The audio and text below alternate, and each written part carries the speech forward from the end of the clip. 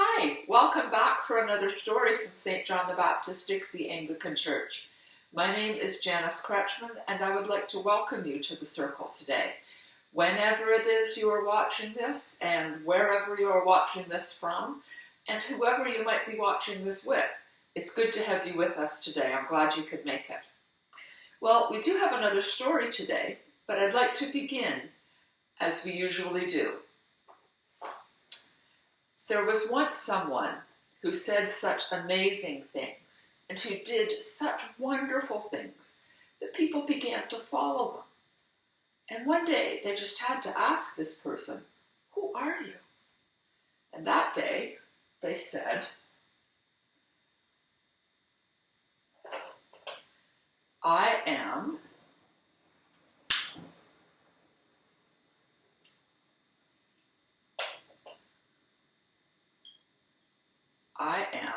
the light.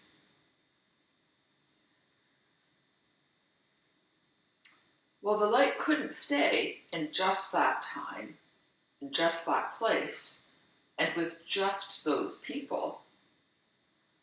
So the light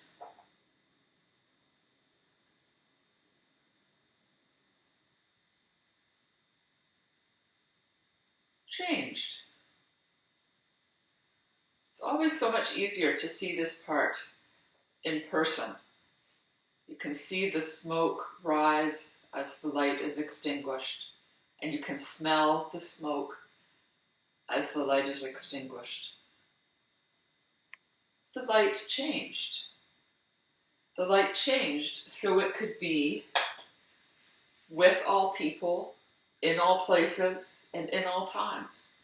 Where you are watching this today, and where I am recording this today. The same light is still with us. Well, are we ready for a story? This, it's a little heavy. This is today's story. It might look kind of familiar, but it might look kind of different. It is another parable, and it is in another parable box. But you might remember these boxes are special. They look old, and they look shiny and valuable, and they look like a gift, and they look important, and they are all that. Parables are all that. They are gifts that were given to us, important gifts that were given to us so long ago. Let's see what's inside this one. Okay, interesting collection of things this time. We have this to help us get ready. I wonder what this is. It's soft. It's almost the same color as my sweater. Maybe not quite as yellow, a little bit richer in color. It's fairly big. It's almost round. It's got little points at one end and opposite that. Okay, let me just take a moment and move the camera so you can see this better.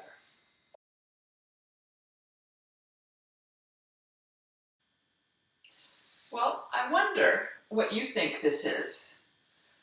I wonder what you think this could be.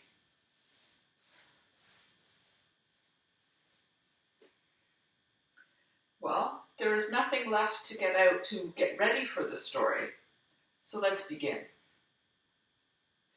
There was once someone who said such amazing things, and who did such wonderful things, that people began to follow them.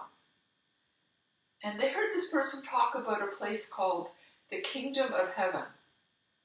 But this was not like any kingdom that they had heard of, or seen, or visited, or knew anything about.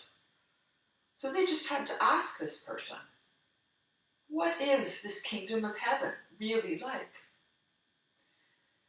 This person told them, the Kingdom of Heaven is like a person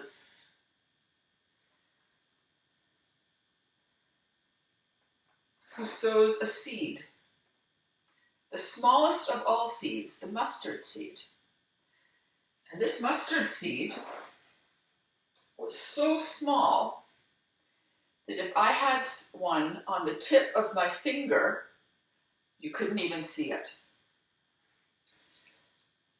And this person planted that tiny seed, pushed it into the ground,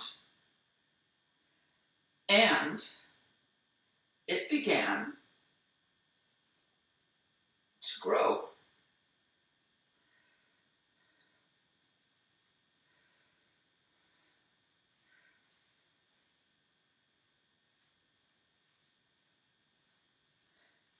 It grew into a big shrub, and then it grew into a big tree.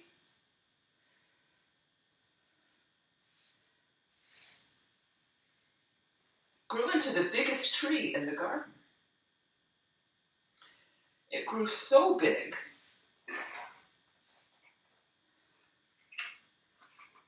another gold box. It grew so big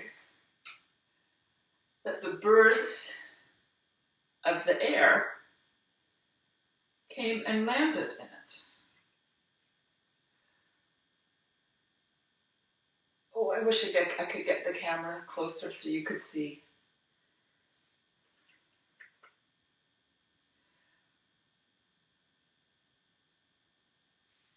And more birds of the air came.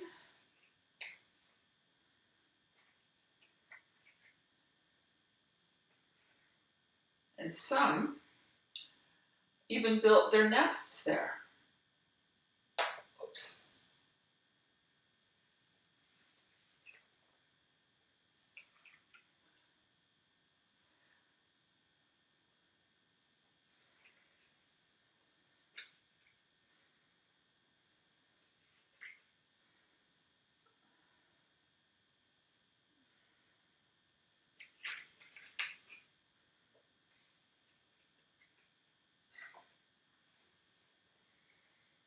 So I wonder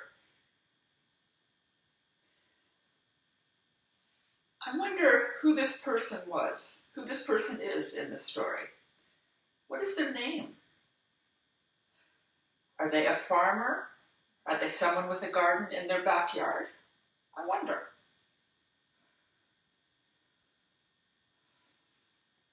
I wonder if they knew when they were planting the seed, when they were pushing it into the ground, I wonder if they knew it would grow into a tree this big and give shelter to all the birds, some of whom would build their homes there. I wonder if they knew that. I wonder if they were happy that that happened, if this was the kind of plant they really wanted. I wonder if the birds were happy. I wonder what the neighbors thought. I wonder what part of this, I wonder where in this story, I should ask, I wonder where in this story is the kingdom of heaven? Is it the garden, the whole garden? Is it this tree where the birds are? Is it this person who plants the seed that grows into this tree?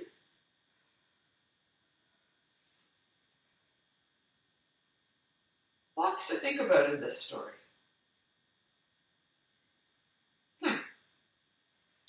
Well, I wonder what story we'll have next week. And I wonder if you'll be able to join us. It would be nice to have you back. I hope to see you again. Bye for now, everyone. I hope you have a good week, and I hope you can join us next time.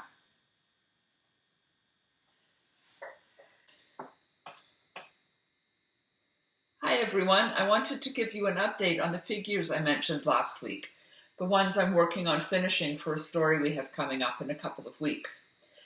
When we bought the figures to help tell this story, we bought them plain and unfinished, just the shapes cut out and the stands, and that way we can finish them ourselves.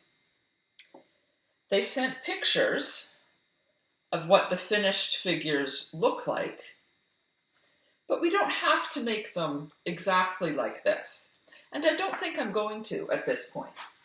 The important part of the story, as I understand it, is that these figures should look like people who come from all different parts of the world. That's the important part, and I think I can make that happen. So as I explained last week, I'm going to start with the skin tones on the people to get their faces, in some cases their hands, and then I'm going to work later on the clothing. I have paper and a bit of fabric that should work for that. And then I'm going to embellish them with hair or belt buckles, or maybe they're holding something. I can do that last. So the skin tone this week was actually fairly hard to work on. Let me tell you what I tried to do. This is some wood stain. It's hard to show the color on camera, but it is a rich, if you can see it a little bit, it's a rich kind of a reddish brown color, a very dark color. It came out on this wood figure like this. That's a fairly beige face. Not near as dark as I expected. So I'm not sure that this will work to color many of them. And then, as I also mentioned I tried some watercolors.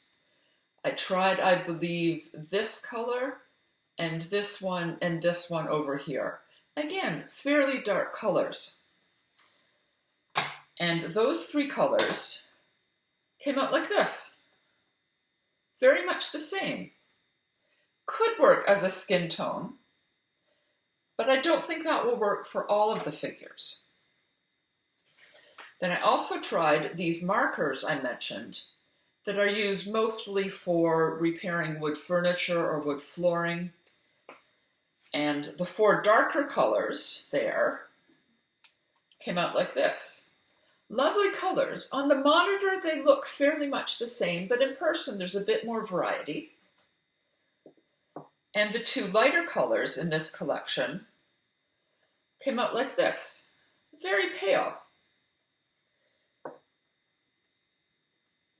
So we have some nice dark colors, and we have some kind of nice light colors, but we don't have anything in between. Will these work in between? Let me just put them there and try. They might, but I think we're still missing a lot of skin tones. So what I'd like to do is next Sunday, when I'm at church, I'm going to take some of the unfinished figures and I'm going to take them with me and see if I can get a good variety of skin tones with the pencil crayons and with the crayons we have there. So every face is going to look different, and that's probably a good thing because every person's face looks different. And I think that will work. It will just take a bit more time than I thought, but I think I can make that work.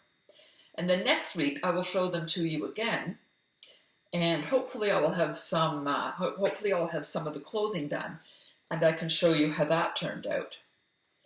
Just thinking now, this wood stain might work here because this story also has a table.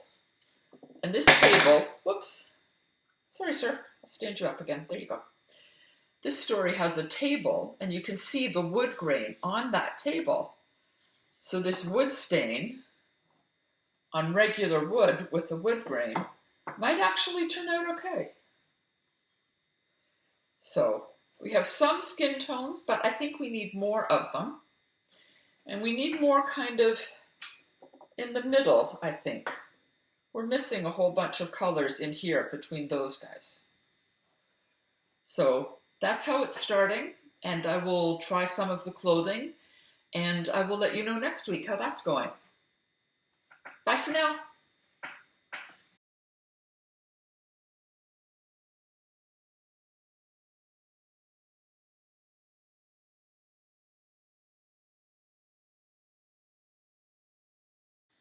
I wonder what you think it might be. Well,